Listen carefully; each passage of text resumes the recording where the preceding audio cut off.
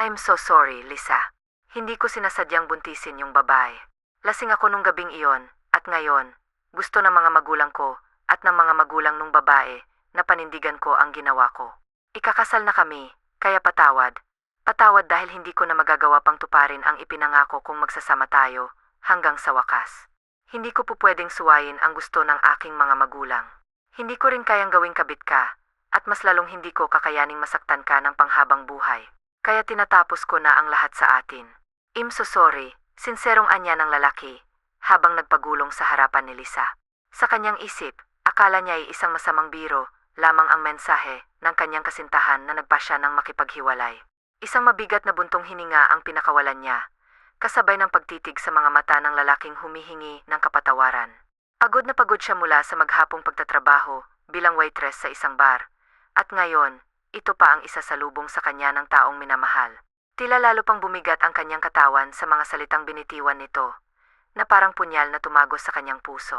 Hindi pa siya nakarating sa kanyang bahay nang pigilan siya nito sa daan, para lamang ipahayag ang mga salitang tila nagbabalo sa kanya ng sakit. Maglupasay man ako rito, huwag mo lamang akong iwan. Ay Bal, wala rin ba? Alam mong hindi ako selfish na tao. Kahit na sobrang bigat at sakit sa dibdib, ipapaubaya na kita sa kanya. Hindi kita malilimutan, all. Hiling ko ang kaligayahan sa inyo. Maging mabuting haligi ka sa pamilyang bubuuin nyo. Sinikap niyang patatagin ang sarili. Humugot ng hangin upang pigilan ang nagbabadya niyang mga luha. Ayaw niyang magmukhang kawawa, kaya kahit nalabis na siyang nasasaktan, sinikap niyang ipakita na okay siya at malugod na tinatanggap ang lahat. I'm sorry. Hanggang dito na lang talaga tayo, Lisa. Goodbye. Iyon lang, at yumuko na ito, tumalikod at tuluyan ng lumayo. Mahal niya si Lisa, ngunit mas mahal niya ang pera at ang mamanahin mula sa kanyang ama. Kahit na napakalungkot na iwanan ang dalaga, ginawa niya ito dahil sa tingin niya, hindi siya makakapagbigay ng magandang buhay sa kanya. Sa pag-alis ng sasakyan ni Paul, doon lamang nagsilabasan ang mga luha ni Lisa. Napakasakit dahil 3 taon niyang minahal ng lubos ang lalaki. Nagsumpaan silang kapag nakapag-ipon ng sapat na pera, magpapakasal sila at bubuo ng masayang pamilya. Subalit, hindi niya masisisi si Paul. Hindi niya na kayang ibigay ang mga pangangailangan nito bilang isang lalaki. Nais niya kasing isuko ang sarili sa oras na sila'y nanumpa sa harap ng Diyos na magsasama hanggang sa wakas. Ngunit kahit na ganoon, napakasakit pa rin. Ni hindi niya lubusang maisip na sa ganito lamang sila magtatapos. Napakaamin nilang pangarap, ngunit tila hindi na ito kailanman matutupad. Ilang linggo pa lamang ang nakakalipas mula nang mawala ang kanyang mahal na ina, at ngayon, ang nobyo niyang tuluyan nang nawala sa kanyang piling. Lahat na lang iniiwan ako, puno ng hinanakit niyang wika, kasabay ng biglaang pagbuhos ng malakas na ulan. Pati ang panahon, nakikisimpatya sa nararamdaman ko. Tiningala niya ang nagdidilim na kalangitan, ang kanyang mga mata punong-puno ng luha. Diyos ko, bakit naman po ganitong nangyayari sa buhay ko? Lahat ng mahalaga sa akin nawawala't iniiwan ako. Hinagdis niya habang sunod-sunod na nagsisipaglaglagan ang kanyang mga luha, sumasabay sa buhos ng ulan na tila nagdadala ng kanyang mga pasaki. Nagpatuloy siya sa ganitong senaryo hanggang sa umabot na ang mga kulog at kidlat, kaya't nagpasya siyang ipagpatuloy ang pag-uwi. Hindi ako mamamatay sa kuryente, bulong niya sa sarili. Ay sus, friend, napaano ka basang sisiw ang itsura mo? Alalang tanong ni Rose nang salubungin ang kaibigan. Kanina pa niya ito hinihintay sa bahay, dahil may magandang balita siyang ibabahagi tungkol sa kanilang application sa Canada. Gusto man niyang sunduin ang kaibigan, hindi niya magawa dahil sa malakas na ulan. Iniwan na ako ni Paul. Rose, muling namuo ang luha sa kanyang mga mata. Inalalayan siya ng kaibigan na maupo sa silyang gawa sa kawayan. Ha? Anong ibig mong sabihin na iniwan? Naguguluhan akong tanong, sabi ni Rose, umupo sa tabi niya at hinawakan ang kanyang palat. Iniwan niya na ako, para mapanindigan ang mag-ina niya. Ikakasal na rin siya, Rose. Tumulo ang kanyang luha habang ipagtinatapat ang sakit sa kaibigan. Gulat na gulat si Rose, hindi niya lubos maisip na magagawa ito ni Paul. Lalo't alam niyang mabuti itong tao. Ang sakit, Rose. Ang sakit-sakit sa puso, umiyak siya, ang damdamin ay tila umaapaw. Niyakap siya ni Rose, hinagod-hagod ang kanyang likuran upang aliwin siya. Hindi ko lubos maisip na sa ganito lang pala kami magtatapos. Patuloy niyang sabi, muling inilabas ang bigat ng kanyang dibdib. Eseli. Tahan na, friend. May mga tao talagang dumarating sa buhay natin para maging aral. Sa bawat kwento, may wakas. Siguro hindi lang talaga kayo ang para sa isa't isa. Kaya hinayaan ni Lord na mangyari ito sa iyo. Tahan na, friend. Iwanan ka man ng lahat, pero hindi ang matalik mong kaibigan. Pang-aalo ni Rose habang hinahaplos ang mahabang buhok nito. Salamat, Rose. Ikaw na lang talaga ang meron ako. Huminga siya na malalim bago pawiin ang luha. Gusto kong uminom. Pwede mo ba akong samahan? Huling walwal na natin ito, promise. Gusto ko lang talagang kahit papaano maibsan ang sakit. Anya, ang boses ay puno ng pag-asa. Malugod namang sinang-ayunan ni Rose. Hintayin nilang tumila ang ulan bago sila nagtungo sa bar malapit sa Quezon City, kung saan sila nagtatrabaho bilang waitress. Pagpasok pa lamang nila sa eksklusibong bar, agad silang sinalubong ng amoy ng alak at usok ng sigarilyo. Pinili nilang pumwesto sa isang sulok at gamit ang ipong pera ni Lisa, nag-order siya ng alak na malakas ang tama. Sunod-sunod niyang tinungga ito habang si Rose naman ay tamang shot lang dahil ayaw niyang mahirapan silang makauwi kapag siya'y nalasing.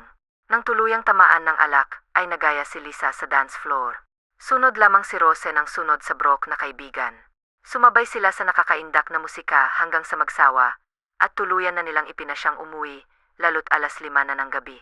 Sa bahay na lamang ni Lisa natulog si Rose dahil wala na siyang masasakyan pauwi sa tinutuluyang apartment. Kinaumagahan ay masakit ang ulo ni Lisa nang bumangon habang si Rose naman ay tapos na maghanda ng kanilang umagahan. Napamiyat ang inom ko, friend. Sapo niya ang ulo na magtungo sa kusina. Halika rito, friend, at maupo ka. Kape lang ang katapat niyang hangover mo.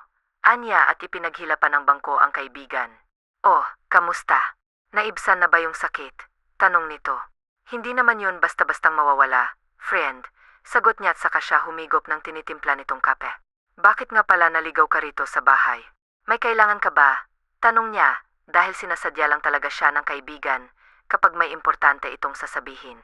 Ay nga pala, nakalimutan ko nang sabihin sa'yo na na-approve na yung application natin sa Canada. Magkapatid na senior citizen na mayaman ang alagaan natin. Friend at 100,000 ang monthly na sahod. Ma-increase pa raw yun sabi nung agency na nakausap ko nung isang araw. Mamaya nga kukunin na natin ang passport natin tapos larga na tayo. Galak nitong pagkukwento sa kanya. Ako. Salamat naman. Sulit naman palang pag-absent mo kahapon eh. Sambit niyang may ngiti sa labi. Masaya siya dahil sa wakas ay natanggap na din sila. Ilang beses na rin silang nag-apply abroad ngunit iwan ba nila kung bakit hindi sila matanggap-tanggap gayong overqualified naman nga sila dahil bukod sa masisipag sila ay may angkin ring katalinuhan at maipagmamayabang na ganda. Wala rin kahit na anong mali sa medical test nila. 2 linggo silang naghanda at tuluyan na rin silang lumarga. Dala-dala ang pangarap nilang makapagpatayo ng sarili nilang negosyo. Oras na makapag-ipon ng sapat na perang kakailanganin nila sa itatayong pangarap. Swerte natin, friend, dahil Filipino citizen ang mga alagaan natin. Nag-migrate lamang daw sa Canada sabi nung agency natin eh. Dahil nandun daw ang negosyo ng mga ito na prestigious hospitals. Grabe din si Lord magbigay ng blessing sa atin. Ano? Bulalas ni Rose na sinang-ayunan lamang ni Lisa. Smile ka na, friend. Sinapo nito ang pisngi ng kaibigan sa iyon pinisil. Napangiti naman si Lisa. Sana magawa pa rin nating magwalwal doon. Ano, Anya? Tinawanan ng kaibigan dahil nangako siyang huling inom niya na yung pagpunta sa bar ngunit mukhang isa lamang yung biro. Dahan-dahan lang sa alak, friend ha. At baka mais kapag dating ng araw. Ingatan mo yung atay mo, friend. Natatawang saad nito. Grabe naman sa pangaral. Hindi naman ako hayok sa alak sa kaalam mo. Friend. Kailangan rin ng katawan natin ng alkohol, kaya relax ka lang. Hindi mapapano atay ko, pagdedepensa niyang ikinakabit-bikat lamang ng kaibigan. Matulog na lang muna tayo, para naman may lakas tayo, pagharap natin sa malamig na klima ng Canada.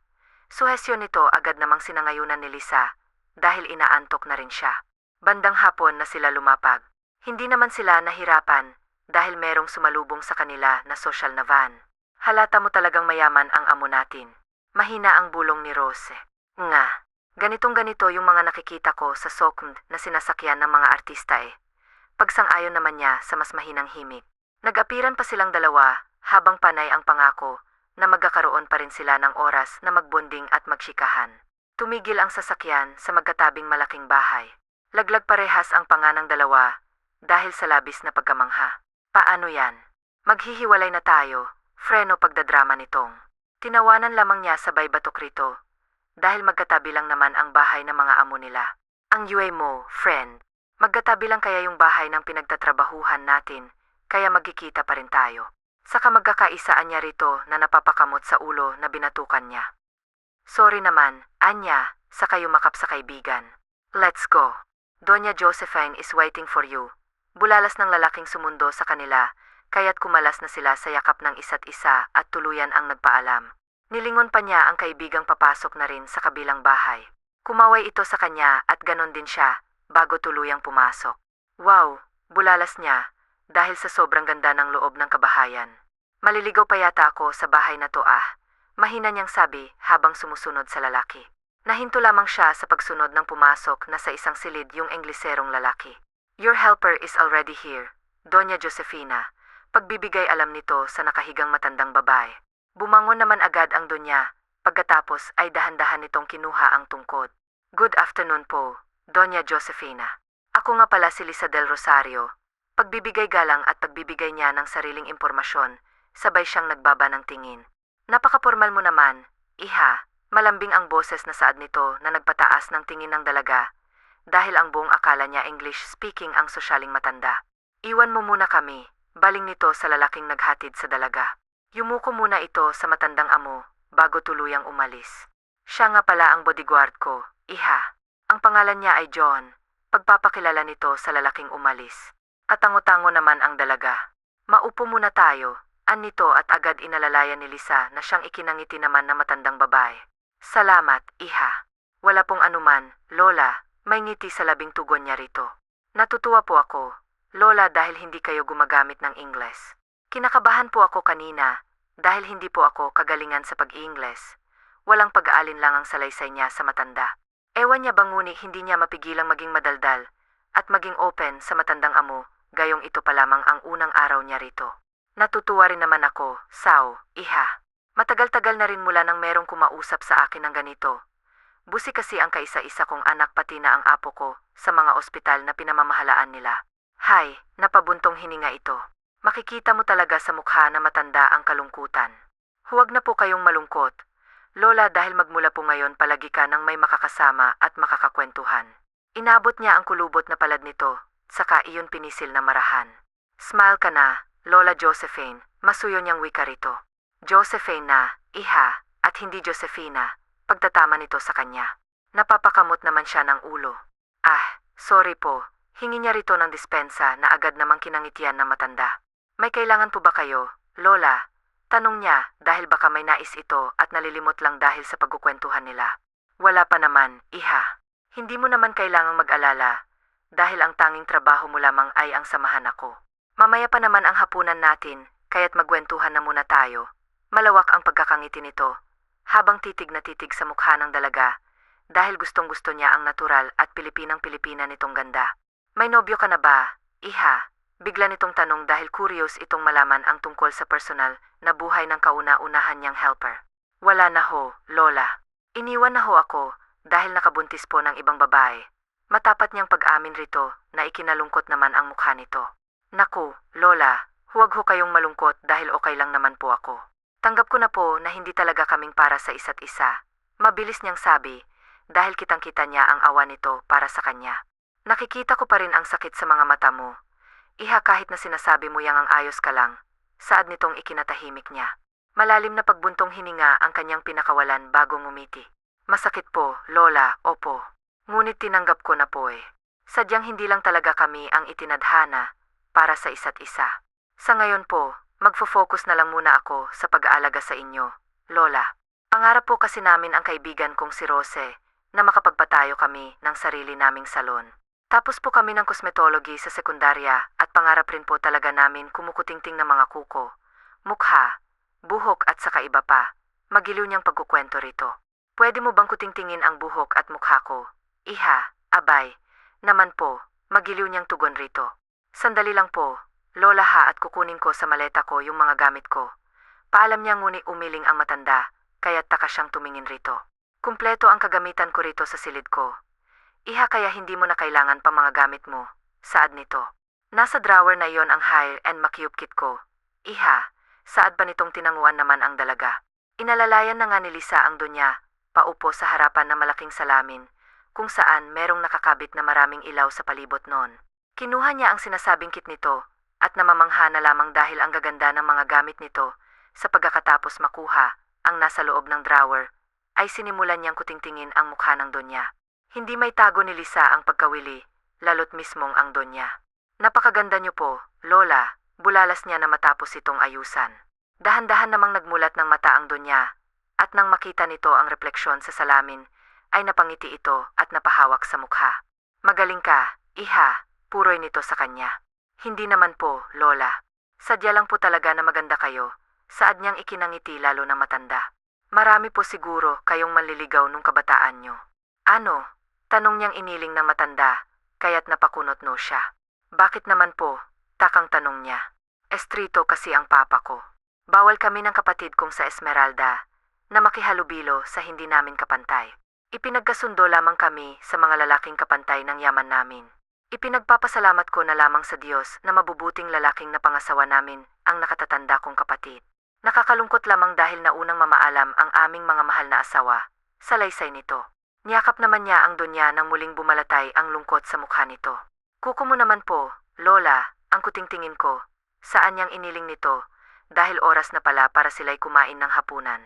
Sa susunod na araw na lamang, iha. Halikan at maghapunan na tayo. Saad nito at saka dahan-dahang tumayo na agad namang inalalayan ng dalaga. Sabay na ngang lumabas ang silid ng dalawa.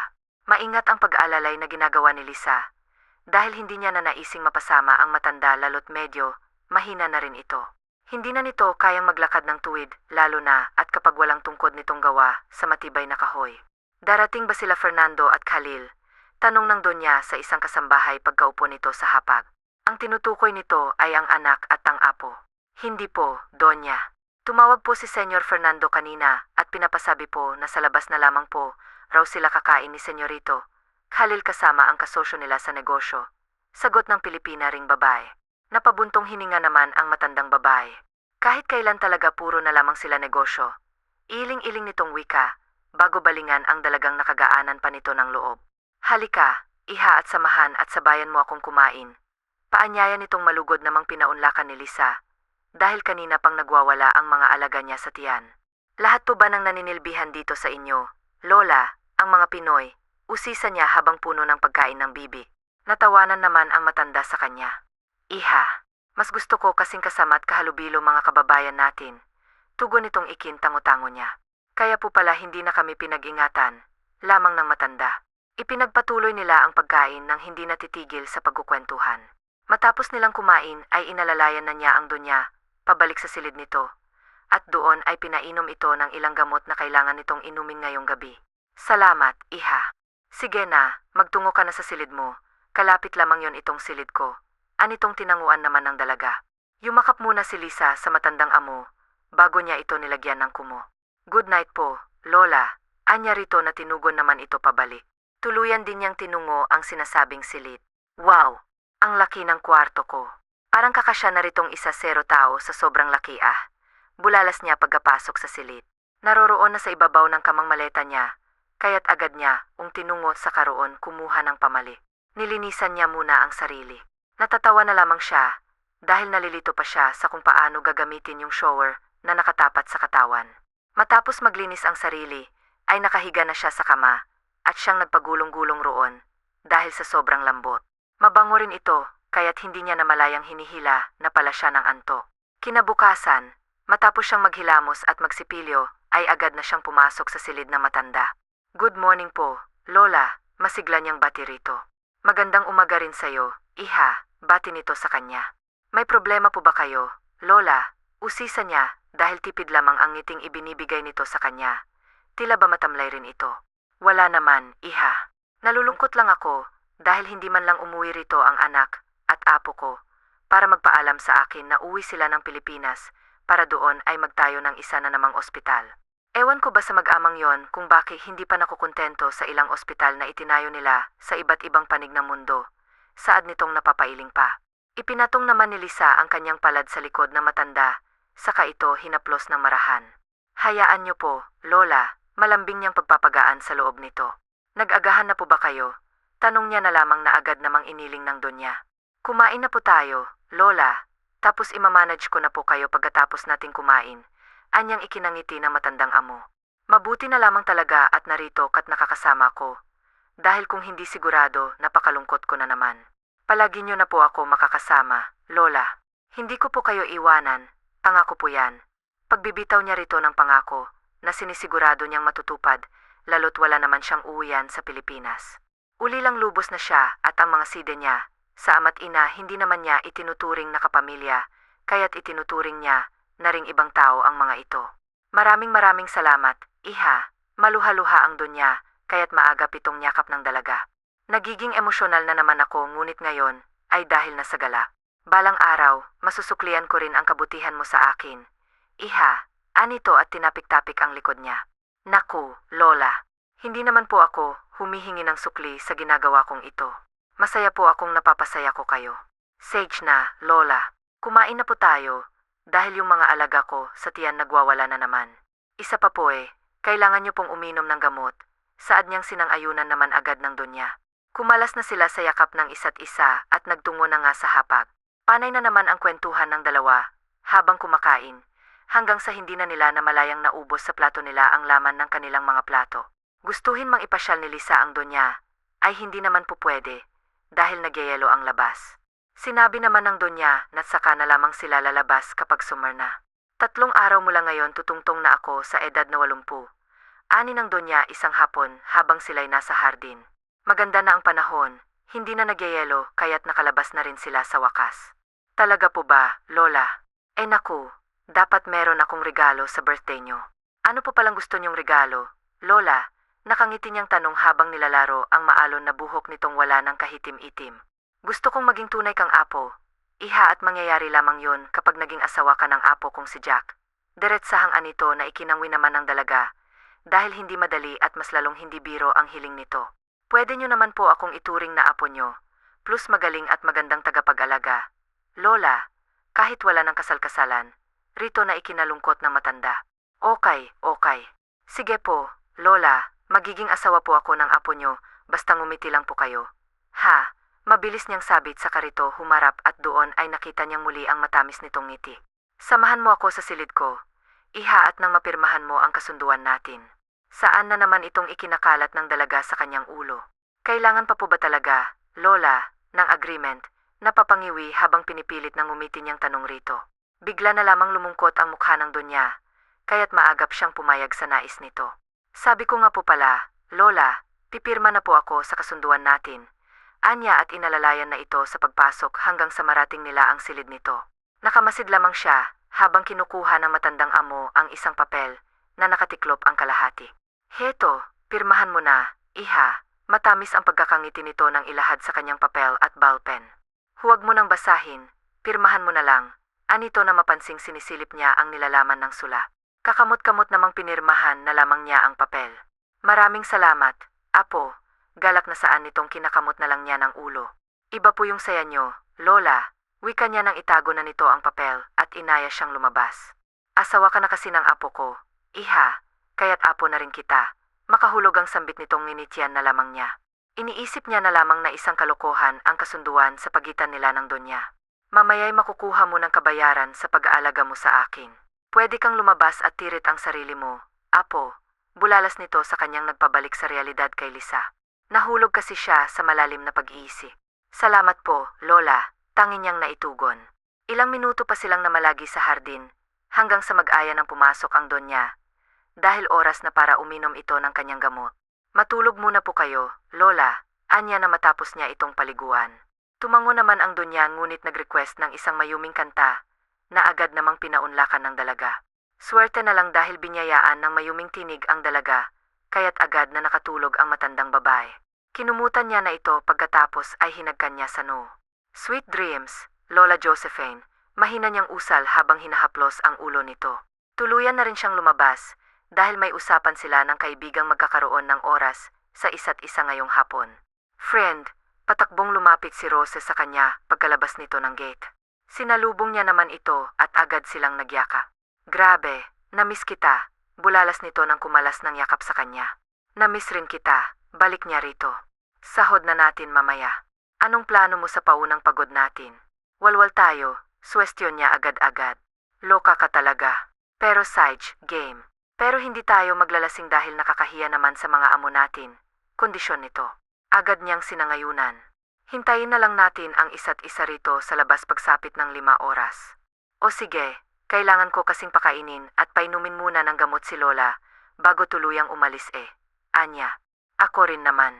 Hais, ang hirap din palang mag-alaga na matanda no. Friend, nakapangalumba ba ang sambit nito? Bakit naman? Takang tanong niya.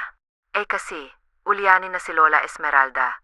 Kung minsan nagsusungit tapos pahirapan kapag oras na ng pagligo. Umiyak at kung minsan ay nananakit na. Parang gusto ko nang sumuko, kaso 1 taon ng kontrata natin. At kapag umatras ako, kailangan kong bayaran yung ilang taon na dapat kong serbisyo. Hay, ang hirap kumita ng pera. Problemadong saad nito. Nakararamdam naman siya ng pagkahabag para sa kaibigan. Huwag mo munang gagalawin yung perang pinaghirapan mo. Ako ang sasagot ng pagwawalwal natin ngayon ha. Isa matamis na ngiti ang iginawa niya sa kaibigan saka ito muling nyaka. Palagi mong isipin, Rose, na kaya natin to ginagawa dahil sa mga pangarap natin. Konting sakripisyo lang at makakamtan din natin ang kaginhawahan. I love you, MY best friend. Tama ka. Salamat, friend and I love you too. Gumanti rin ito ng yakap habang may ngiti sa labi. Kumalas lamang sila ng tawagin na si Rose ng isa pang kasamahan. O sige na, mamaya na lang ulit, friend ha. Paalam nito na tinanguan na lamang niya. Minabuti na ring pumasok ni Lisa. Dahil baka magising ang inaalagaan niya nang wala siya sa tabi nito. Tuluyan nang sumapit ang 5 oras at tuluyan na rin na natanggap ni Lisa ang paunang sahod. Wow, Lola. Salamat po, Lola. Sobrang laki po nito Galak siyang napayakap sa matanda. Walang anuman, Apo. Deserve mo yan kaya sige na. Humayo ka na't enjoyin mo ang gabing to. Ipapahatid na lamang kita kay John sa kung saan mang destinasyon na nais mo. Masuyong saad nito. Salamat po ulit, Lola. Titikim lang po kami ng alak. Lola, pero hindi po ako maglalasing. 2,000 lang din po ang gagastusin ko. Humalik siya sa pisngi na matanda, bago excited na pumunta sa kanyang silid, upang doon ay makapagpalit at maitago ang perang 150,000 in cash. Matapos niyang magpalit ay muli siyang nagpaalam sa matandang amo na may ngiti sa kanyang labi nang lumabas. Ilang minuto na rin siyang naghintay sa kaibigan bago ito lumabas. Tara na. Ayan niya rito na tinanguan naman ang kaibigan. Hawak kamay silang pumasok sa SUV na siyang maghahatid sa kanila sa pinakamalapit na bar. Cheers! Pinagbilang baso pagkatapos ay sabay nilang tinungga ang alak. Sabay rin nilang sinipsip ang lemon. Ang gumuhit sa lalamunan nila ang alak. Hay, ang sarap. Namiss ko ang pait ng alak. Sambit niya ng ibaba ang baso na wala ng laman. Ubusin lang natin to tapos uwi na tayo ha. 1 hour lang kasi yung binigay na oras sa akin ni Madam Sunshine. Nakalabing sambit ni Rose. Sig, 1 oras lang naman talaga ang plano kong oras na itatagal natin dito. Pagsang-ayon niya rito. Nagpatuloy sila sa pag-inom habang pinag-usapan ang magiging hakbang nila, oras na matapos na nila ang 1 taon nilang kontrata. Samantala, kararating lamang ni Jack sa mansyon. Hindi niya kasama ang ama dahil may mga kailangan pa itong asikasuhin sa Pilipinas. Pinauna lamang siya ng ama dahil kailangan niyang asikasuhin ang darating na kaarawan ng abuela. Good evening, Grandma. Bungad niya agad pagpasok sa silid ng abuela. Umaliwalas naman ang mukha na matanda at agad na bumangon upang salubungin ang kanyang mahal na apo. Kanina ka pa ba, apo? Makikita mo talaga ang tuwa sa mukha ng donya. Kadarating ko lang po, sagot niya at sa kanilinga ang paligid. I thought may helper ka na. Where is she? Tanong niya matapos bumeso sa abuela niyang mas lalo lamang napangiti. Oh, you mean your wife? Anitong ikinakunot noon niya. We have an agreement, my handsome grandchild. I finally found the perfect woman for you. She's very pretty and kind, apo. Sunod-sunod na wika nitong mas lalo lamang ikinakunot ng kanyang no. But grandma, our agreement was just a joke. Medyo tumaas ang boses niya, kaya't nasapon ng abuela niyang dibdib na ikinaalarma niya. Oh, I'm sorry, grandma. Nabigla lamang po ako. Maagap siyang kumuha ng tubig na nasa gilid ng mesa katabi ng hinihigaan nito at agad yung pinainom sa matanda. Kung ayaw mong merong masamang mangyari sa akin, dahil sa katigasan at pagiging suwail mo sa akin, pipirmahan mo ang contract marriage na pinirmahan na ni Lisa. Pinal nitong utos matapos uminom ng tubig kaya't napapahamak niya si Jack. My goodness, grandma. This is insane. Problemadong saad niya nang iabot sa kanya ng abuel ang papel na meron nang ang pirma ng babaeng nagngangalang Lisa. Hindi niya sukat akalain na ang biruan nila ng abuela noon na ito ang siyang magdedesisyon at pipili ng babaeng mapapangasawa niya ay seseryosohin nito. Sagnit, maautoridad na ani ng donya. Fine, but don't expect me, Grandma. Natatanggapin ko siya bilang asawa ko kung sino mang babae na gusto niyo para sa akin. May diing wika niya bago pirmahan ng contract marriage. Thank you so much, Apo. Congratulations, you're finally married. Anito at yumakapa sa kanya dahil sa sobrang tuwa nito sa pagsunod niya sa nais nito. Napapailing na lamang siya. Buong akala niya ito ang masusurprise. Seryoso ba talaga ang lola niya sa mga sinasabi nito? I'm damn serious, young man. Seryosong tira nito ngang tinignan niya ito nang hindi makapaniwala. You're impossible, Grandma. Turan niya ritong tinawanan lamang ng lola niya. Iling-iling lamang siyang lumabas ng silid ng grandma niya. Pagkatapos ay tinungo ang pinupwestuhan ng tauhang si John upang magpasama rito sa kung saan mang naroon ang babaeng sinasabi ng kanyang abuela. Kailangan niyang makausap ang babae na kumbinsihin nito ang lola niya na itigil ang kalokohang pinagagagawa nito. Sa isang malapit na bar siya, hinatid ng bodyguard na si John. Kunot-no siyang bumaba ng kotse habang tahimik ritong sumusunod. Amongst man a woman the one that grandma chooses is a drunkard. Dismayado at may dayin niyang wika nang huminto sila sa tapat ng dalawang babae na panay ang tungga. Tumikim siya, kaya't nabaling sa kanyang atensyon ng dalawa. Lisa among you. Walang emosyon niyang tanong sa dalawa. Nangunot naman ang noon ni Lisa sa estrangherong lalaki na nagtatanong kung sino ba siya, ngunit agad rin naman siyang nagpakilala ng may ngisi sa labi sa pag-aakalang natipuhan siya ng Canadian lalaki. Me, myself and I. Itinaas niya pa ang isang kamay nang sagutin ang tanong ng hindi kilalang lalaki na tila NBA player sa sobrang tangkad nito. Nang tuluyan pagkatapos ay pabagsak na naupo sa gilid ng kanyang kama. Gustuhin niya mang tawagan ang kaibigan para sabihin rito ang mga nangyayari ay wala naman siyang load. Bahala na, sambit niya pagkatapos na ihiga ang sarili sa kama. Basta gagawin ko na lang to sa hiling ni Lola. Hindi ako kailanman mahuhulog sa kapreng yon. Hinding-hindi kaya relax ka lang dyan, self. Mahinang sambit niya sa sarili. Dama niya ang antok, kaya't minabuti niyang pagpahingahin ang sarili. Pagsapit ng umagay nakahanda ng lahat, oras na rin para sa paggayak ng dalawa. Bandang 8 ng umaga sila umalis ng mansyon. Sa isang kilalang East Center Mall ni Jack, piniling mamili dahil pagmamay-ari ito ng kaibigang Canadian. Pumili ka na ng dress na magiging komportable ka. Ani ni Jack ngang marating nila ang bilihan ng iba't ibang sosyaling dami. Hindi na nagpa-assist pa si Jack dahil nais niyang ang dalaga na siyang pipili ng nais nito. Mga ilang minuto rin siyang naghintay bago ito lumapit sa kanya, bitbit ang isang plated hem cami dress na kulay itim. Agad niya itong ipinasok sa dalaga.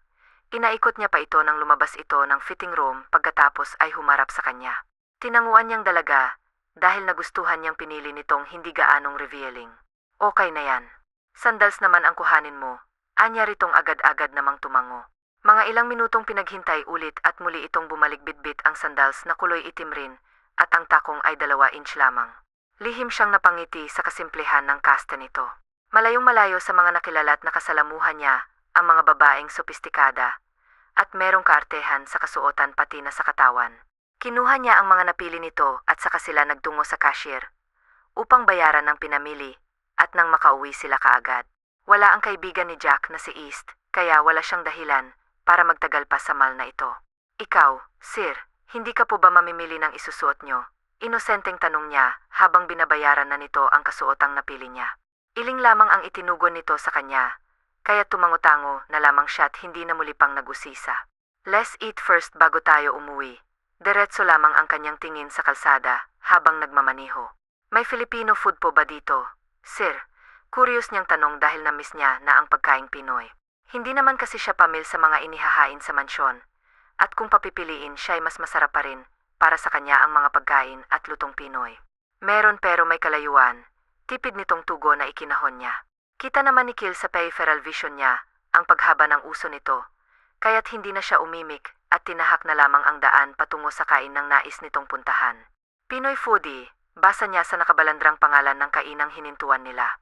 Thank you, Sir Kill. Malaki ang ngiti niya na binalingan niya ito. Buong akala niya, hindi siya nito pagbibigyan ngunit nagkamali siya. Excited siyang bumaba sa kotse nito at agad-agad na pumasok sa kainan.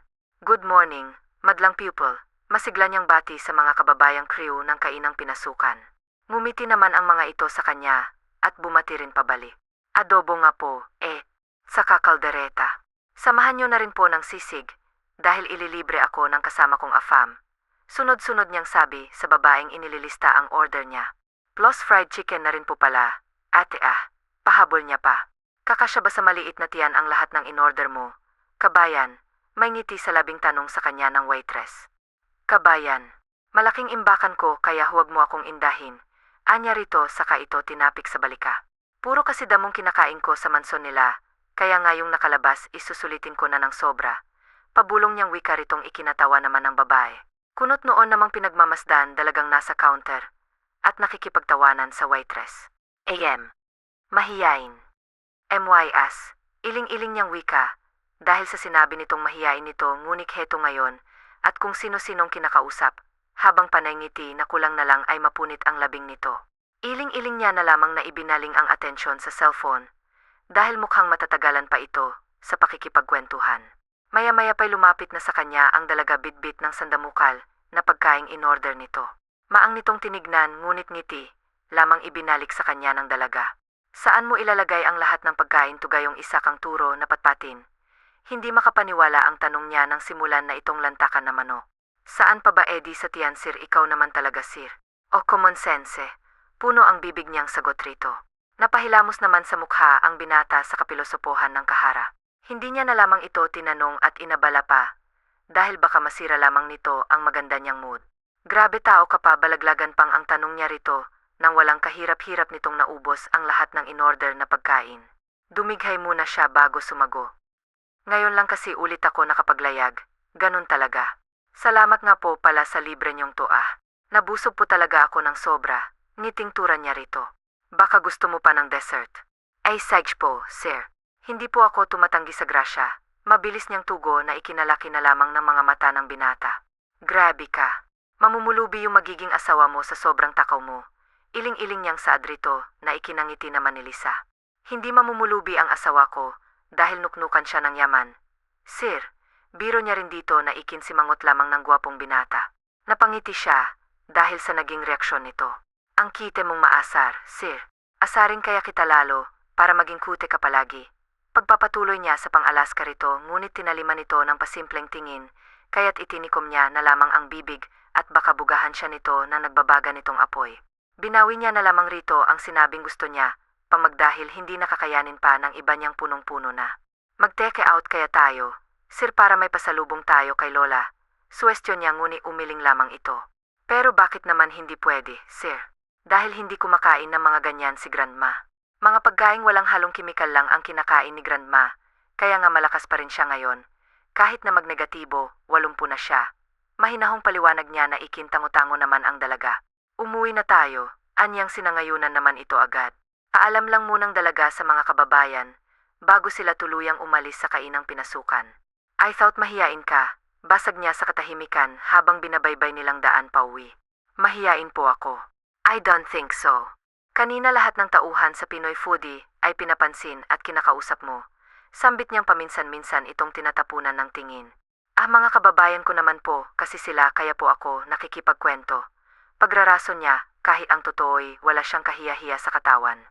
Sinabi niya lamang ritong mahiyain siya dahil hindi niya nais na ipakilala siya ng mga ito sa madlalalo pat hindi niya kapantay ang mga ito. Hindi niya kayang makipagsosyalan at mas lalong hindi niya kayang makipagsabayan sa mga mayayaman dahil para sa kanya iisa lamang siyang dukha.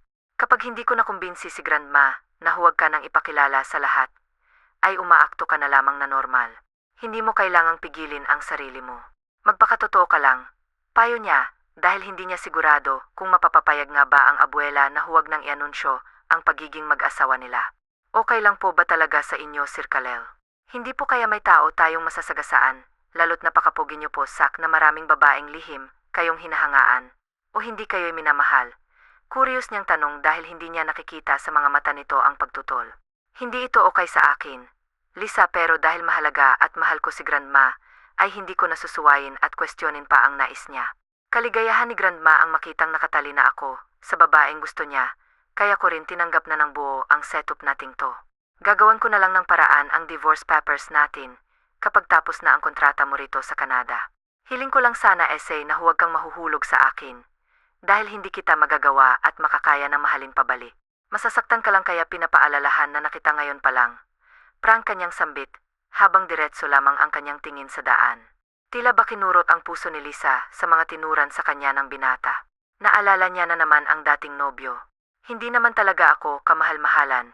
Nang kanyang isip saka siya nagbaba ng tingin. Tanging-tango lamang ang itinugon niya sa lahat ng sinabi nito. Ibinaling niya rin ang tingin sa labas ng bintana ng sasakyan hanggang sa marating na nila ng tuluyan ang mansyon. Iwinaksi niya na lamang sa isipan ang kirot na nararamdaman dahil oras na naman ng trabaho.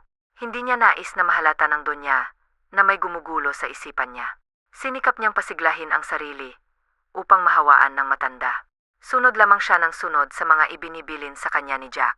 Are you okay, Lisa? Tanong ni Jack nang mapagsolo sila ng dalaga sa salas. Hating gabi na ngunit hindi pa rin sila dinadalaw ng antok kahit napagod sila sa maghapong paghanda dahil bukas na ang grandeng kaarawan ng donya. Naman po, pilit ng ngiti ang ibinigay niya rito nang tumabi ito sa kanya. Napabuntong hininga naman ang binata dahil batid niyang pilit lamang ang ngiting na upskill sa labi ng dalaga. Alam kong dahil to sa napag-usapan natin nung nakaang araw, kaya ka nagkakaganyan. I'm sorry, Lisa, but I'm just being honest to you. Ayoko lang na meron akong taong masasaktan, kaya kita pinrangka. Ginagap niya ang palad nito, upang ang parating ritong sincero siya sa paghingi ng dispensa rito. Agad namang binawi ni Elo ang palad, dahil sa kuryenteng nadaman na magdaop ang kanilang mga kamay. Naintindihan ko po, Sir Kalel, hindi nyo naman po sa akin kailangang magpaliwanag. Dumistansya siya rito, kaya't narinig niya ang buntong hininga nito. Hindi ako masamang tao, Lisa. I just don't want you to get hurt someday. Bukas na ang araw ng pagpapakilala sa atin. You don't need to say or explain anything dahil ako ang siyang magbibigay ng speech. Manatili ka lang sa tabi ko and please act like your MY real wife. Tinapik niya na marahan ang braso nito bago siya tuluyang tumayo. Matulog na tayo. Aya niya rito sa kanya, kinuhang palad nito't hinila patungo sa kani-kanilang silid. Matulog ka na, okay. Huwag ka na masyadong mag-isip ng kung ano-ano. Masuyo niyang sambit rito nang maihatid niya ito sa inupang silid. Tumango lamang sa kanyang dalaga, kaya't hinapos niya na lamang ito sa buhok, bago tumungo na rin sa sariling silid. Napahawak naman sa kanyang dibdib si Lisa tila, ba nakikipagkaera na naman ang puso niya sa sobrang bilis ng pintig noon. Masama ito ah. Hindi pwedeng mahulog ako sa kanya, lalo't isa lamang kasunduan ang lahat ng nangyayari sa pagitan naming dalawa. Ani niya sa sarili nang tuluyang maisara ang pintuan ng kanyang kwarto. Umayos ka, Lisa. Ginagawa niya lang ito para mapasaya niyo si Lola. Huwag kang marupok kung ayaw mong masaktan uli sa pangalawang pagkakataon. Pangaral niya sa sarili, habang dahan-dahang humahakbang patungo sa kanyang higaan. Napabuntong hininga pa siya nang mabaling ang kanyang atensyon sa dress na nakasabi. Sa isang iglap, misis na agad ako. Matamlay niyang sambit bago tuluyang ibagsak ang katawang pagod na sa malambot niyang higaan. Madali naman siyang dinalaw ng antok dahil sa pagod niyang katawan. Kinabukasan ay naghahanda na ang lahat ng tao sa mansyon. Naghihintay na rin ang maglola sa pagdating ni Emma Ronaldo de Silva, habang ang dalaga ay kabadong-kabado na at hindi maipintang namumutla ang mukha.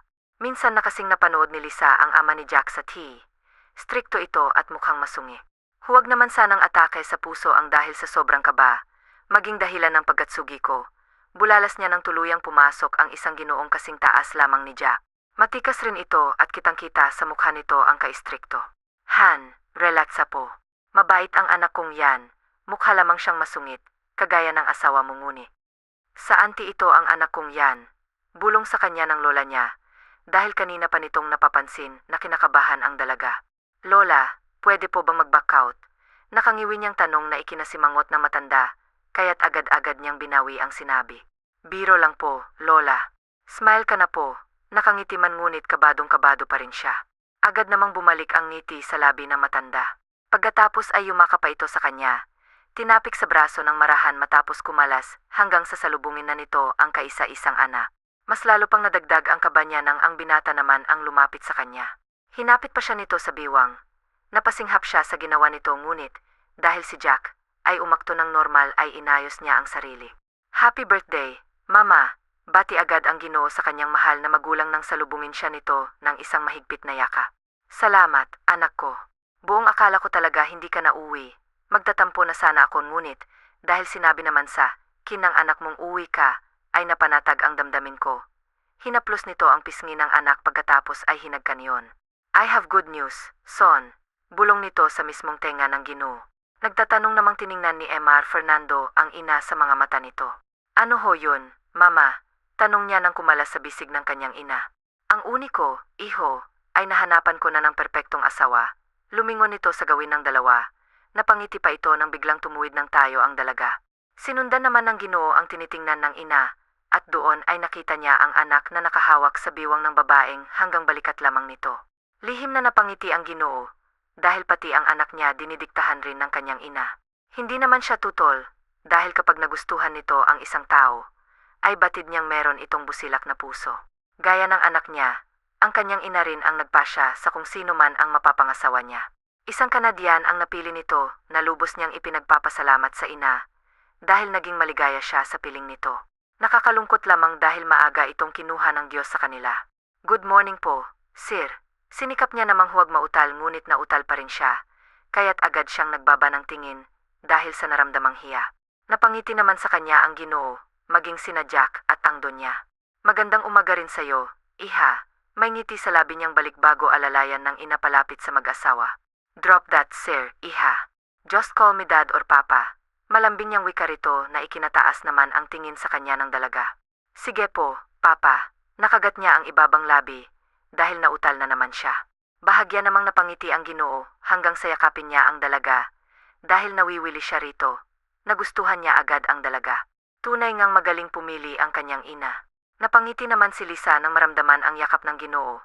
Naipikit niya ang mga mata at nilasap ang mainit nitong yaka. Naalala niya ang yumaong ama. Ganitong-ganito rin siya nitong yakapin kapag umuwi ang ama galing trabaho. Ni hindi niya namalayan ang pagtulo ng luha. Inawi niya, yun agad nang kumalas ito ng yakap sa kanya. Pasensya na po, naalala ko lang sa yakap niyong papa ko. Ang sarap po sa pakiramdam na muling mayakap ng mahigpit ng isang ama. Matapat niyang sambit rito na ikinangiti naman ng tatlo. Hinaplos ng Ginoo ang kanyang buhok. Pagkatapos ay niyakap din naman siya ng kanyang asawa. Naging maramdamin siya dahil muli niyang naramdaman ang presensya ng pamilya sa katauhan ng, kung tutuusin ay mga amo niya. Nag-aya na ang Donya na kumain na sila ng agahan bago mag-ayos ng kani-kanilang mga sarili. Sa hapag ay panay ang tanong ng Ginoo sa buhay ng dalaga, habang si Jack ay himik lamang na nakikinig. Lahat ay naikwento ni Lisa.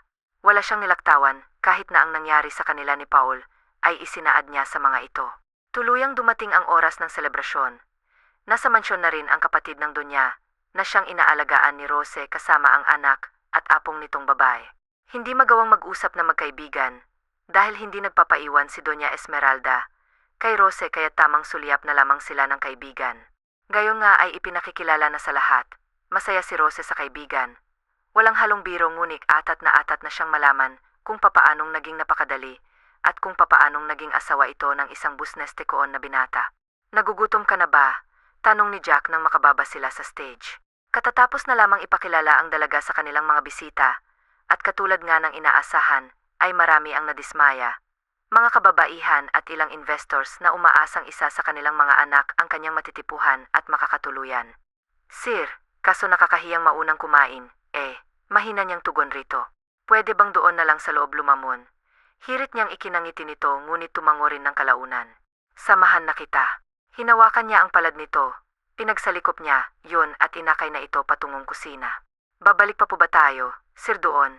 Usisa niya habang naglalagay ng pagkain sa pinggan niya. Yes, pero kung hindi mo na gustong makihalubilo sa kanila, pwede ka namang dumito na lang tayo. Sagot nito pagkatapos ay naupo na rin sa tabi ng dalaga. Pwede mo ba akong subuan? Anya nang simulan na nitong kumain. Nasamid naman ang dalaga sa sinabi ng binata, kaya't agad-agad siya nitong binigyan ng tubig. Dahan-dahan lang kasi sa pagkain. Marami pa kaya hindi mo kailangang bilisan, dahil hindi ka naman maubusan. May ngiti sa labing tura niya rito, habang hinahagod ito sa likod. Gusto niyang matawa, dahil batid niyang dahil sa sinabi niya, kaya ito nasamid ngunit pinipigilan niya, lalo't namumula na ito. May nangchichismis siguro sa akin kaya ako nasamid. Palusot niya na tinawanan lamang ng bahagya ng binata. Sa tawa nito, para bang biglang tumigil ang paggalaw ng paligid, ang puso niya ay malakas na namang pumipinti. Napalunok siya't muling uminom ng tubig. I'm hungry too, Hon. Feed me, please. Masuyong anito na ikinainit lalo ng pisngi niya. Kanina naman sabi nito na hindi ito nagugutom ngunit ngayoy gutom na ito kung kailan kumakain na siya. Pakiramdam niya ay naparalisa siya ng kabigin nito ang biwang niya, palapit dito, kaya't halos isang dangkal na lamang ang distansya ng kanilang mga mukha. Sunod-sunod siyang napalunok nang hindi sinasadyang masulyapan ang namumula nitong labi na animoy inaanyayahan siyang hagkan iyon. Do you want me to kiss you? My wife. Bulong nito sa tenga, kaya't ang buhok sa buo niyang katawan ay nagsitayuan. Para na rin siyang atakihin sa sobrang lakas ng pagtibok ng puso niya. Sir Kill, pigil niya rito nang akmang hahalikan na siya nito. Nagtatanong naman siya nitong tiningnan sa kanyang mga mata, kaya't itinuro niya ang entrada, kung saan nakatayo roon ang isang malamodelong babaeng luhaan.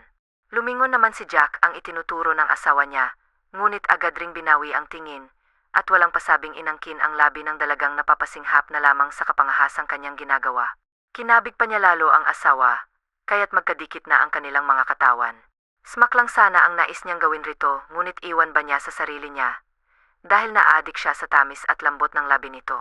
Inilagay niya ang isang kamay sa batok nito, upang mas mapalalim niya panghalik na kanilang pinagsasaluhan. Nanginginig ang labi nito at batid niyang dahil yun sa kaba. Gusto niyang higitan pa ang pagsasaluhan nilang halik ngunit hindi pa ito ang tamang oras, kaya't unti-unti niyang pinakawalan ang labi nito. Pinagdikit niya ang kanilang mga noo. Ikiniskis niya rin ang ilong sa ilong nito, pagkatapos ay hinagkan niya din pati na ang magkabilang pisngi nito. Totohanin na lang natin ang lahat, wife. I'm starting to like you. No, I'm starting to fall in love with you. Pareho nating mahal at gustong mapasaya si Lola, kaya sundin na lang natin ang bukal sa mga puso natin ng kontratang pareho nating pinirmahan.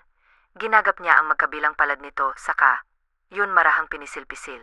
Pero sabi mo hindi ka mahuhulog sa akin. Sabi mo hindi kita pwedeng mahalin. Paano yung babaeng luhaan kanina na nakatingin sa atin? Sunod-sunod niyang tanong ng initian naman ni Jack, kaya napasimangot siya. Binabawi ko na yung sinabi kong bawal kang mahulog sa akin. Pwedeng-pwede mo na akong mahalin, wife. Saka yung babae kanina, isa lamang sa mga babaeng despeyadang naghahabol sa akin. Pasensya na lang sila, dahil tuluyan nang nagwagi ang isang ebli sa puso kong pihikan. Housewife material kasi ang kailangan ko, hindi bedmate. Nakuha na ng overseas ni Lola ang puso ko, kaya wala ka nang kawala sa akin. Masuyo at maingat sa tuit V. Y. Elfin Bien, sa Licena TETM Ducucho on Ienting Philippines Kabien. Natawa siya dahil siya pa itong unang nahulog, gayong siya itong may sabing bawal ang ma-in-love. Hindi mo talaga maaaring diktahan ang puso at isipan mo. Sadya lang talagang mahusay pumana ng palaso si Cupido, dahil sapol na sapol siya nito. Kung ayain ba kitang magpakasal ng totoo, papayag ka ba? Tanong niya habang nakatitig sa mga mata nito. Pwede kumain muna, tanong rin ni Nong, ikinatawa niya. Pinisil niya ang magkabilang pisngi nito, dahil sa nadaramang panggigigil rito. Yes po, pwedeng-pwede, pero subuan mo ako ha, paglalambing niya rito. Napamaang na lang talaga ang dalaga sa mga nangyayari. Ngunit kahit na nadadalian ay alam niya sa sariling masaya siya. Dahil hindi niya man aminin, ay may puwang na rin ito sa puso niya. Ipinagpatuloy niya ang pagkain at sinunod ang request ng binata na subuan niya ito. Wala man silang kaalam-alam na lihim silang pinanonood ng donya, at kinikilig pa habang hinahampas ang braso ng anak na natutuwa rin dahil mukhang makamit na rin ang hinahangad na apo nito. Tapos na ang granding kaawan ng donya, at ngayon nga ay nasa hardin na ang dalawa. Malalim ng gabi, kaya't silang dalawa na lamang ang nasa labas. Isinandal ni Jack ang kanyang ulo sa balikat ni Eloa. Ginagap niya rin ang palad nitong hinagkan na magaan. Eloa, mahina niyang tawag. Po, naroroon na naman ang kaba sa kanyang dibdib. Hindi na natahimik ang puso niya magmula ng hagkan at magtapat ito sa kanya. Natawa naman si Jack, dahil ginawa siya nitong matanda sa pagsagot nito sa kanya ng po. I'm waiting for your answer. Maikli sa labi niyang tanong. Saka siya umayos ng upo, dahil nais niyang pagmasdan ang maamo at inosente nitong mukha. Sagot po. Saan? Naging aligaga ang mga mata niya, dahil para na naman siyang hinihipnotismo ng abuhing mga mata nito. Alam niya naman ang ibig nitong sabihin. Ngunit hindi niya lang talaga alam kung ano ang tama't dapat na sabihin. Magiging impokrita siya kung itatanggi niyang hindi niya ito gusto. Gusto mo rin ba ako, Eloisa? Please be honest. Ayokong sumagot ka ng hindi totoo. Alam kong hindi masyadong madali ang nangyari, ngunit totoo ang lahat ng sinasabi ko. Hindi ito dahil lang kay Grandma, tungkol na to sa ating dalawa. So please answer me, Nasa tono niya ang pagsusumamo. Hinaplos niya rin ang pisngi nito, hanggang sa walang paalam niya itong hinagkan sa labi. Tumulo naman ang mga luha ni Eloa. Hindi niya alam kung bakit siya naiyak, basta ang alam niya lang ay masaya siya, dahil may isang tao ang muling nagparamdam sa kanyang importante siya't kamahal-mahalan. Kawalan ni Jack ang labi ni Eloa, ngang malasahan niya ang luhang dumaloy sa labi nito. Mabilis niyang pinawi ang luha nito at mahigpit na niyaka. I'm sorry, sinserong anya habang hinahaplos ang buhok nito. Hindi ko na ulitin, I promise, basta tumahan ka lang. Pag-aalo nito sa kanya na ikinangiti niya, dahil hindi naman siya umiyak, dahil sa walang paalam na paghalik nito sa kanya. Tears of joy too, Jack. Masaya ako, dahil muli kong naramdaman ang pagmamahal na inakala kong hindi ko na kailanman mararamdaman. At sa tanong mo naman na kung gusto kita, ay ang sagot ko. Sa sinabi niya ay biglang napabitaw ng yakap sa kanya ang binata, hindi makapaniwalang tumingin sa kanya. Tumango siya rito, hanggang sa pakawalan niya ang isang matamis na ngiti. Oh goodness, I'm so happy. Finally. Thank you. I love you. Bulalas niya at pinupog ng halik ang buong mukha ng babaeng minamahal. Can I kiss you again? Paalam niyang ikinatawa ng dalaga, bago ito tuluyang tumango. Sabik na muling inangkin ni Jack ang labi ng mahal niya. Ang bawa hagod ng kanilang mga labi, ramdam doon ang pagmamahal. Mas lumalim pa ang pagsasalo ng kanilang mga labi nang pagdikitin nila ang katawan ng isa't isa. Saksi ang langik at mga bituin sa kanilang pagmamahalan. Batid ni Jack sa sarili na hindi lamang isang simpleng halik ang nais niyang pagsaluhan nila. Kaya't binuhat niya ang dalaga na anay mo'y bago silang kasal nang hindi man lang naghihiwalay ang kanilang mga labi. Ni hindi na namalayan ni Eloisa na nakapasok na sila sa isang elevator at sa mismong tapat ng silid nila nito huminto. Hindi niya alam na may elevator pala sa loob ng mansyon, kahit nalpas isang buwan na siya rito. Ipinagsawalang bahala niya na lamang ang isipin na tungkol sa elevator, dahil dalang-dala na siya sa nakakaliyong halik na ipinapalabas kanya ng lalaking hindi niya man unang minahal, ngunit nasisiguro niyang magiging huling lalaki na sa buhay niya. Bahagyang nakabukas ang silid ni Jack, kaya sinipa niya na lamang yon upang bumukas. Paa pa rin ang siyang gamit niya pagsarado ng pinto. Hindi niya talaga hinahayaang maghiwalay ang kanilang mga labi. Maingat niyang inihiga sa kama ang asawa, at dito niya pa ang pinakawalan ng labi nito. I want you, no my wife. Nakikiusap ang himig niya na buong puso namang pinayagan ni Eloisa. Sinakop niyang muli ang labi nito at sa pagkakataong ito, ay may halo na yung pananabik lalo't may pahintulot na siya mula sa asawa. Maingat at masuyo ang ginagawang pag-angkin ni Jack sa asawa. Ito pa lamang ang una nilang karanasan at masaya siya, dahil siya ang unang babaeng minahal, kahit na hindi siya ang unang naging laman ng puso nito. At tuloy siya sa paghingi ng sorry sa asawa, dahil sa paulit-ulit niyang pag-angkin rito. Hindi niya kasi talaga mapigilan ng sariling ulit-uliting angkinin ang minamahal na babae. Kung hindi pa nga nakatulog sa sobrang pagod ang asawa niya, ay hindi niya pa ito tatantanan. Thank you for this wonderful night, wife. I love you. Hinagkan niya ito sa noo, bago niya ito'y kinulong sa kanyang bisig. Muli niyang inusal katagang, mahal kita, il-isa bago niya ipikit ang kanyang mga mata.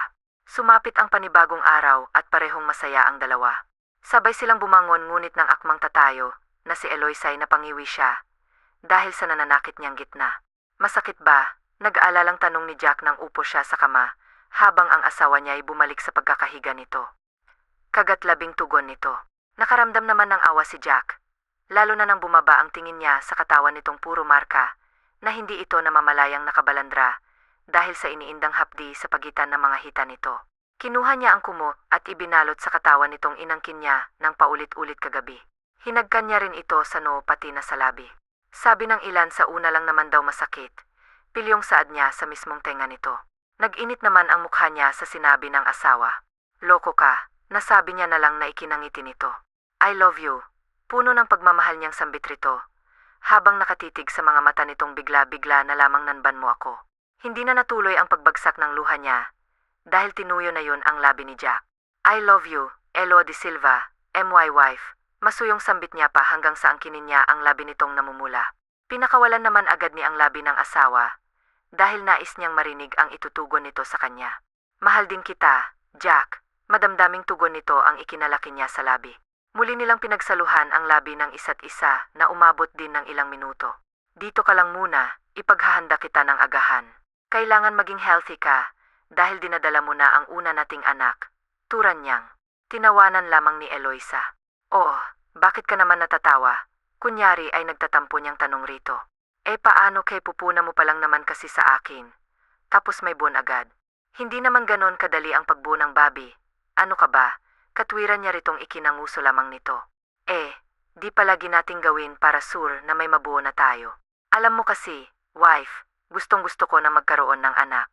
Naisip ko na nga noon na kumuha ng surrogate. Dahil hindi ko nakikita ang sarili ko na magkakaroon ng asawa. Maging sila grandma at daddy ay gusto na ring magkaroon ng apo mula sa akin. Makakabuo tayo, Jack. Call me honey. Nalil nagtatampong utos niya rito na ikinangiti naman ni Eloisa. Okay, honey, makakabuo rin po tayo. Sa ngayon ituloy mo na ang paghahanda ng pagkain down sa baba dahil nagugutom na po ako. Kinuha lahat ng lakas ko kaya hindi ako makakilos na maayos. Anya rito. Agad namang tumayo si Jack habang ang labi nito ay tila mapupunit na sa laki ng pagkakangiti nito. Nakakabaklaman ngunit hindi niya itinatangging kinilig siya sa pagtawag nito ng honey sa kanya. Hinagkan pang muli ni Jack ang noon ni Eloisa bago niya ito iniwan sa kanyang silid. Pagdating niya sa baba ay nasa hapag na ang Abela at ama niya kaya sinabi niya rito ang mga nangyari sa pagitan nilang mag-asawa. Kaya naman ang Abela niya tuwang-tuwa at agad na naghanda ng engrandeng kasal na agad niya namang tinanggihan. Dahil nais niyang maging simple yet elegant tipong sila lang magpapamilya lamang at ilan sa malalapit na kaibigan nila ang dadalo sa espesyal na araw ng kanilang buhay. Kami nang bahala ng ama mo sa lahat-lahat apo. Balikan mo na lamang ang asawa mo't siguruhing mahihintay na akong apo, kita ni Jack ang kislap sa mga mata ng abuela. Masayang talaga ito at ganun din ang ama niya. Humalik muna siya sa pisngi ng abuela bago dalhin ang inihanda niyang pagkain para sa asawa, kasama na ang gamot na makakatulong upang agad na mapawi ang pananakit ng buong katawan nito, partikular ang winasak niyang hiyas. Pagbalik niya sa silid ay tulog na ang kanyang asawa. Inilapag niya muna sa ibabaw ng center table ang dala niyang pagkain. Sa kanya ito dinaluhan. Hinaplos niya ng marahan ang pisngi nito na siyang ikinamatay nitong mapupungay na kagat niya ang ibabang labi. Dahil natetempt na naman siyang angkin nito, ngunit batid niyang nasobrahan na niya ito. Kaya't iwinaksi niya na lamang sa isipan ng pagnanais na muli itong maangkin. Your breakfast is ready. Malambing niyang wika rito. Inalalayan niya rin itong bumangon siya na rin ang nagpresentang magpakain rito. Dahil nais niya itong pagsilbihan sobrang say ng kanilang mga puso.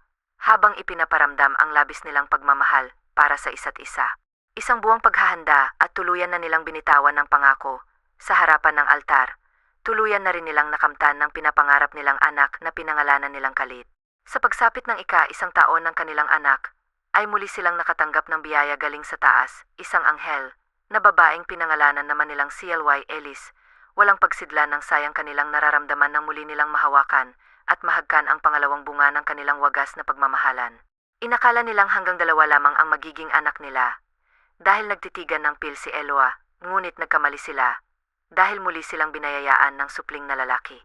Lumalabas na nakalimot ng uminom si Lisa ng isang beses, kaya't nang minsan silang mag-isa ng asawa, ay tuloy nakamtan na rin ni Rose ang tunay na pagmamahal sa piling ng kaibigan ni Jack, na si East Mayon na ring anak ang mga ito, at kasalukuyang hinihintay ang susunod na junior ni East.